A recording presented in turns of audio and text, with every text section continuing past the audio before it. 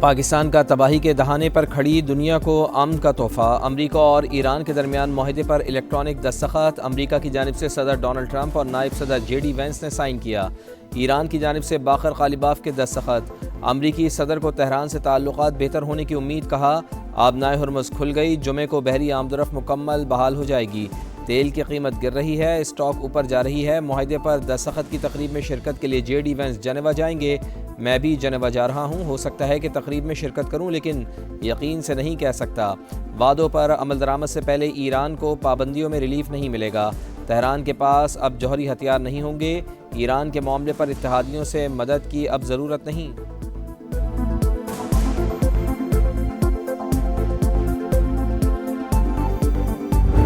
اس تاریخی معاہدے کی باضابطہ تقریب جمعۃ المبارک 19 جون کو جنیوا میں ہوگی۔ اس تقریب کی میزبانی اللہ کے فضل و کرم سے پاکستان کی ہوگی۔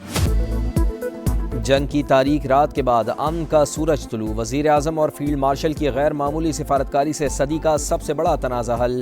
امریکہ ایران معاہدے پر باضابطہ دستخط کی تقریب 19 جون کو جنیوا میں ہوگی، میزبان پاکستان ہوگا۔ وزیر اعظم میاں محمد شہباز شریف کہتے ہیں جنگ کے شعلے بجھانے کے لیے فیلڈ مارشل نے شب و روز ایک کیے۔ مورخ ہمیشہ پاکستان کے نام سنہرے حروف میں لکھتا رہے گا۔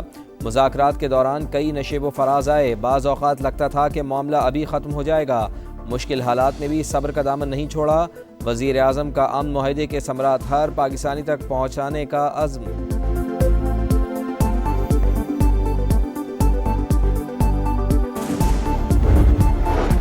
مفاہمتی یادداشت پورے خطے اور مزاحمتی قوتوں کے لیے باعث فخر، سپریم نیشنل سیکورٹی کونسل کے 90% اراکین نے ایم او یو کی حمایت کی۔ ایرانی صدر کا دعویٰ، کہا معاہدے پر عمل درآمد سے ملک کے بہت سے مسائل حل ہو سکتے ہیں۔ عباس عراقچی بولے مفاہمتی یادداشت پر دستخط کے بعد مذاکرات کا پہلا دور شروع ہوگا۔ جمعے کو جنیوا میں دونوں مذاکراتی ٹیموں کے سربراہان ملیں گے۔ عباس عراقچی نے امن معاہدے کے نفاذ کا ذمہ دار امریکہ کو قرار دے دیا، کہا بات چیت اور معاہدے پر عمل درآمد کو یقینی بنانے پر زور دیں گے۔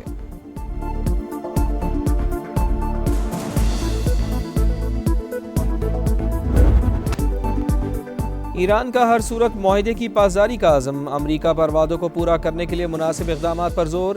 جنیوا جانے سے پہلے خطے کے ممالک کے دورے کا اعلان، مفاہمتی یادداشت پر اعتماد میں لیا جائے گا۔ متن دستخط کے بعد شائع کرنے کا اعلان، اسماعیل بقائی کہتے ہیں جارحیت سے ہوئے نقصان کو کبھی نہیں بھولا جائے گا، بے مثال قربانیاں دے کر اپنا دفاع کیا۔ پاسداران انقلاب کے مطابق مفاہمتی یادداشت کا مطلب دشمن پر اعتماد کرنا نہیں، معاہدے کی خلاف ورزی ہوئی تو ہماری انگلی ٹریگر پر رہے گی۔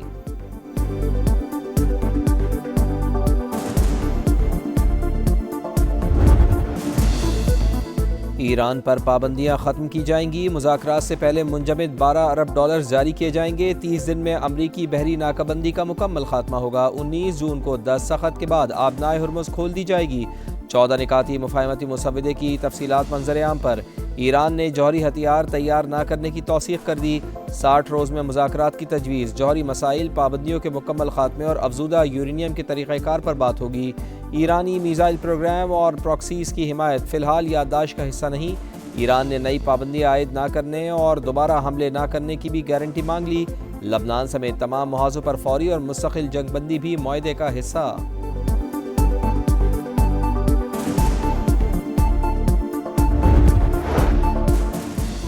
حزب اللہ کا امریکہ اور ایران کے درمیان طے پانے والی مفاہمتی یادداشت کا خیر مقدم، بے گھر ہونے والوں کو واپسی سے قبل انتظار کرنے کی ہدایت۔ لبنانی وزیر اعظم کو معاہدے سے جنگ کے خاتمے کی امید، کہا اپنی سرزمین سے اسرائیلی انخلاء اور قیدیوں کی رہائی کو یقینی بنائیں گے۔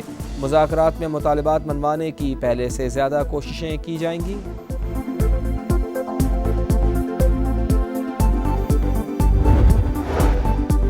امریکہ ایران معاہدہ، عالمی منڈی میں خام تیل کی قیمت میں گراوٹ، نرخ 5% سے زائد گر گئے۔ امریکی کروڈ آئل 80.61 ڈالر فی بیرل اور برطانوی خام تیل 82.86 ڈالر فی بیرل پر ٹریڈ۔ پاکستان اسٹاک مارکیٹ میں زبردست تیزی، ایک دن میں 5 حدیں بحال، انڈیکس 1,77,000 پوائنٹس کی حد عبور کر گیا۔ بزنس کمیونٹی کا مطالبہ مسترد، شرح سود 11.5% پر برقرار۔ اسٹیٹ بینک نے رواں مالی سال کی آخری مانیٹری پالیسی جاری کر دی، مشرق وسطی کی صورتحال معیشت کے لیے نیا چیلنج قرار۔ ایف پی سی سی آئی نے شرح سود برقرار رکھنا معیشت کے لیے انتہائی نقصان دہ قرار دے دیا۔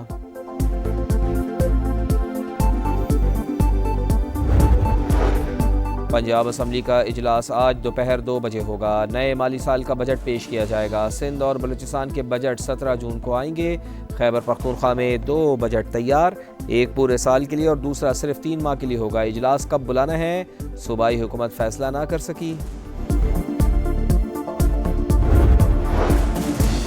کالعدم عوامی ایکشن کمیٹی کے سرغنہ شوکت نواز کے بہنوئی کا انتشاری کمیٹی سے اظہار لا تعلقی، شر پسندوں سے سرنڈر کرنے کی اپیل۔ پروفیسر واجد کا کہنا ہے کہ ریاست مخالف سرگرمیوں کے باعث انتشاری کمیٹی کے مذموم عزائم عوام پہچان چکے۔ آئی جی آزاد کشمیر کہتے ہیں راولاکوٹ میں شر پسندوں کی سرگرمیوں کو کنٹرول کرنے کے لیے فورسز موجود ہیں۔ اب تک 81 مقدمات درج کر کے 425 شر پسندوں کو گرفتار کیا جا چکا۔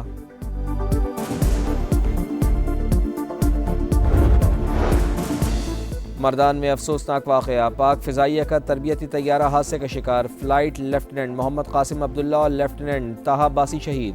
حادثے کی وجوہات جاننے کے لیے تحقیقاتی بورڈ قائم۔ فیلڈ مارشل سید عاصم منیر کا حادثے پر گہرے دکھ کا اظہار۔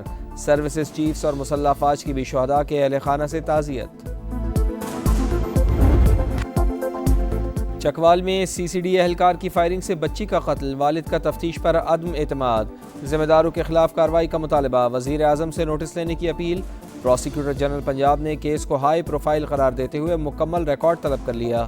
آسٹریلوی وزیر اعظم کا پاکستان سے شفاف تحقیقات کا مطالبہ، کہا امید ہے پاکستانی حکومت تمام حقائق سامنے لائے گی۔ کراچی کے علاقے گلشن اقبال میں بزرگ خاتون قتل، ملزمان نے کانوں سے زیورات بھی نوچے، بیٹی کو ڈکیتی مزاحمت پر قتل کا شبہ، کہا والدہ گھر پر اکیلی تھی، نیچے کرایہ دار رہتے ہیں۔ پولیس حکام کو واردات میں کسی قریبی شخص کے ملوث ہونے کا شک، تحقیقات جاری۔ کراچی میں طارق روڈ مارکیٹ میں جیولر شاپ پر ایف بی آر کا چھاپہ، پوچھ گچھ کی، ریکارڈ بھی مانگا۔ چھاپے کے خلاف دکانداروں کا احتجاج، دکانیں بند کر دیں، ٹائر بھی جلائے۔ محرم الحرام کا چاند نظر نہیں آیا، یکم محرم الحرام بروز بدھ اور یوم عاشور 26 جون کو ہوگا، رویت ہلال کمیٹی نے اعلان کر دیا۔ مولانا عبدالخبیر آزاد کی سوشل میڈیا پر کسی بھی طرح کی نفرت انگیز پوسٹ نہ لگانے کی اپیل، فتنہ الخوارج اور ہندوستان کی سازشیں ناکام بنانے کا اعلان۔ غلاف کعبہ کی تبدیلی کی روح پرور تقریب، کسوہ کی تبدیلی، خصوصی ٹیم نے جدید انتظامات اور طے شدہ طریقہ کار کے مطابق پرانے غلاف کو اتار کر نیا غلاف چڑھایا۔ زائرین کی سہولت اور سلامتی کو یقینی بنانے کے لیے خصوصی انتظامات۔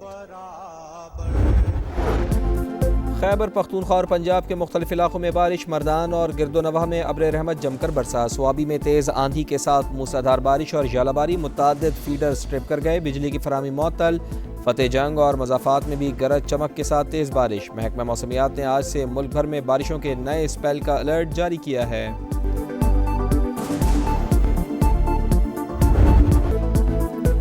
تبدیلی لاؤ، کرکٹ بچاؤ، سینٹرل کانٹریکٹ کے نئے ماڈل کا اعلان، کوئی کھلاڑی تینوں فارمیٹ نہیں کھیلے گا، ٹیسٹ کرکٹرز پر لیگز کے دروازے بند، ون ڈے T20 اسپیشلسٹ کو 2 لیگز کی اجازت، ٹیسٹ اور ون ڈے کھلاڑی ٹریک اے بی میں شامل ہوں گے، ٹریک سی میں صرف T20 کھیلنے والے شامل، ٹریک ڈی میں ڈیولپمنٹ اور ایمرجنگ کرکٹرز کو رکھا جائے گا۔ چیئرمین پی سی بی کے مطابق 85% سینٹرل کانٹریکٹ کارکردگی کی بنیاد پر ہوگا۔ ریڈ بال ہیڈ کوچ سرفراز احمد کو ہٹانے اور یونس خان کو لگانے کی خبروں کی تردید۔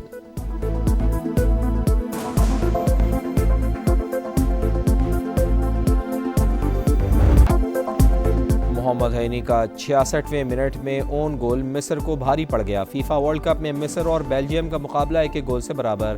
سعودی عرب اور یوروگوئے کا مقابلہ جاری، 6 بجے ایران نیوزی لینڈ کے خلاف میچ سے مہم شروع کرے گا۔ لاس اینجلس اسٹیڈیم کے اطراف سخت سیکیورٹی اقدامات۔